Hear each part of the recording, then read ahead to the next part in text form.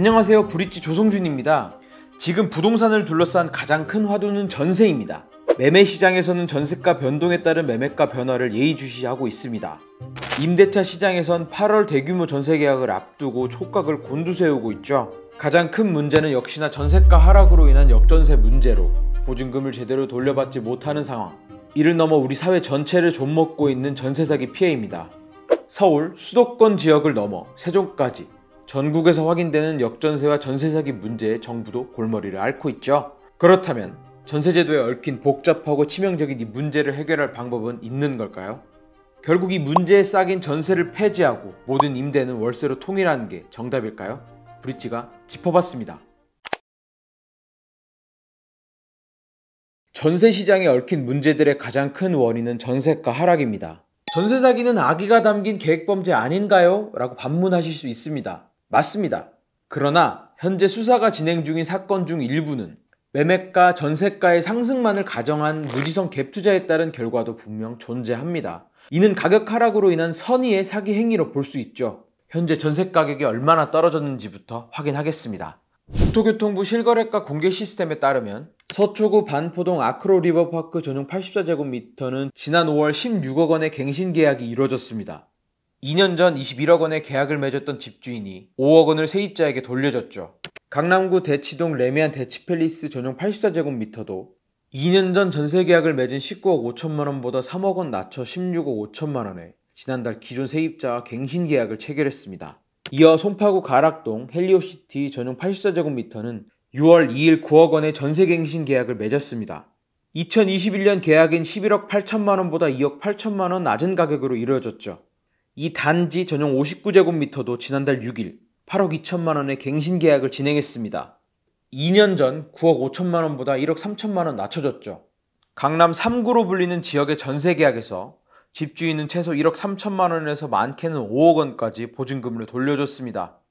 부동산 알114는 국토부 실거래가 시스템 기준 2021년 상반기에 거래된 서울 아파트 전세 계약 65,205건 중 올해 6월까지 같은 단지의 같은 평형 같은 층에서 한 건 이상 거래된 37,899건의 보증금을 비교 분석했습니다.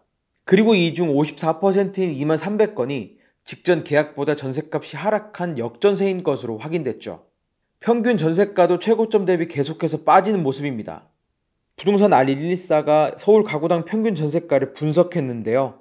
지난 6월 기준 평균 전세가는 6억 513만 원으로 지난 2021년 6월에 기록된 6억 5,770만 원보다 5,246만 원, 8% 하락했습니다. 전세가가 최고점이었던 작년 2월에 6억 9,139만 원보다는 8,262만 원, 12.8% 내려갔죠. 구별로 보면 송파구의 하락폭이 가장 큽니다. 송파구의 6월 가구당 평균 전세가는 7억 7,052만 원입니다. 2년 전 평균 전세가는 9억 3,221만 원으로 이보다 1억 6,169만 원이 빠져 17.3%의 하락률을 기록했습니다. 최고점이었던 9억 5,800만 원과 비교하면 1억 8,748만 원으로 20% 가까이 하락한 것이죠. 전세보증금은 여전히 많이 쌓여 있습니다. 직방은 2021년 하반기부터 2022년 상반기 전세거래 총액을 조사해 앞으로 전세시장의 보증금 반환 규모를 분석했는데요.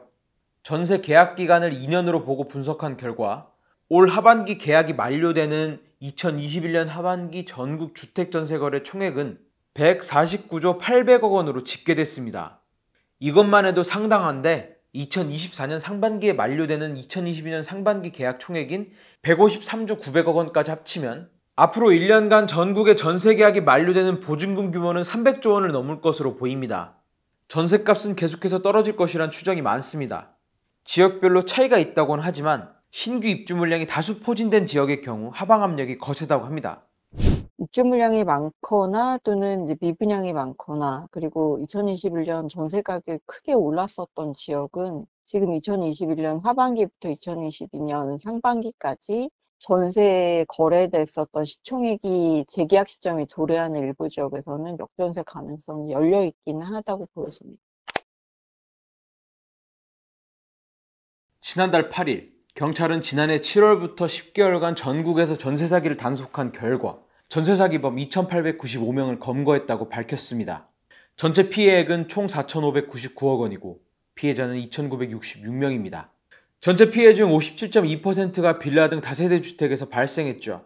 피해자 대부분이 20, 30대인 것도 확인됐습니다. 사기 행각은 전세자금 대출을 세입자가 받도록 유도하는 공적기금 소진 행위, 조직적으로 보증금 또는 리베이트를 편취한 무자본 갭투자 유형이 다수를 차지했습니다.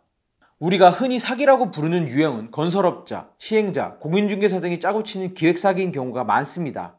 이들이 적게는 수십 채에서 수백 채에 달하는 오피스텔, 빌라 등을 활용해 상대적으로 소액인 전세보증금을 대상으로 의도적으로 반환하지 않거나 반환을 받을 수 없게 잠적하는 등으로 범죄를 저지르는 것이죠. 또 사기 혐의로 수사가 진행 중인 대규모 전세보증금 미반환 사례는 집값 상승기 갭투자를 통해 돈을 벌려고 했던 사람들 때문이기도 합니다. 투자와 사기 양쪽에 걸쳐진 상황도 분명 존재합니다.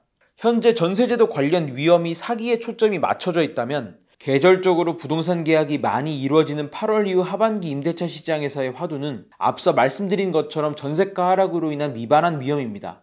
다량의 무자본 갭투자 문제가 아니라 개인 임대인 혹은 소규모 임대사업자가 보증금을 제대로 돌려주기 어려워진 것이죠. 적게는 수천만 원에서 많게는 수억 원에 달하는 시세 차익을 당장 돌려줄 수 있는 집주인은 많지 않을 것입니다.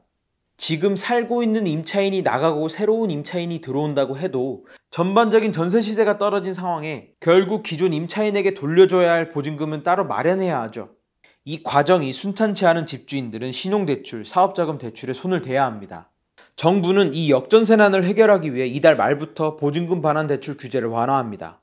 DSR 기준 완화 대신 DTI 60%를 적용하기로 했는데요. DTI는 매년 갚아야 하는 주택담보대출 원리금과 기타 대출의 이자를 합친 금액을 연소득으로 나눈 후 100을 곱해 계산합니다.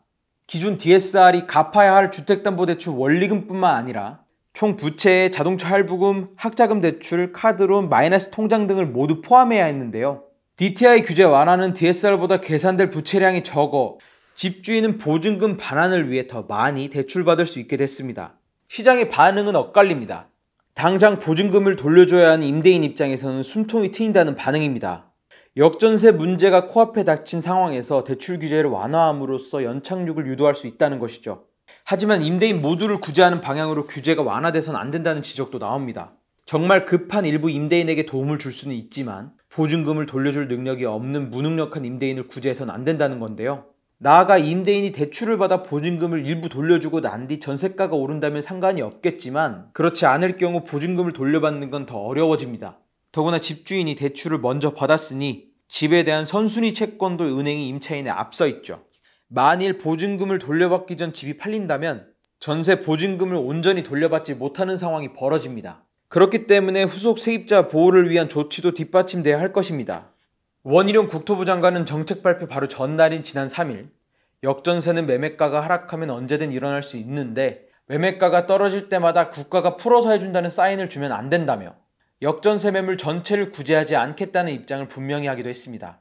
전세 보증금 반환 대출에 대한 규제 완화 역시 무분별하게 푸는 건 검토하고 있지 않다고도 못을 박았습니다. 원 장관은 이번 규제 완화가 일부 임대인을 돕기 위한 해결책이라는 걸 다시금 강조한 것이죠.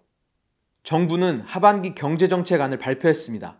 부동산 관련 정책에서는 전세사기, 역전세 문제를 중점적으로 다뤘습니다. 올 하반기 전체를 관통하는 정책으로 꼽은 만큼 전세제도 관련 문제를 심각하게 보고 있다는 뜻입니다.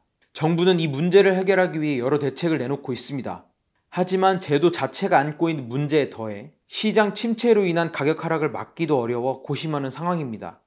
이번 대책으로 역전세 문제가 연착륙될지 미봉책을 넘어 근본적인 해결을 위해 어떤 대안이 나올지 브릿지가 계속해서 지켜보겠습니다. 도움이 되셨다면 구독과 좋아요, 알림 설정까지 부탁드립니다.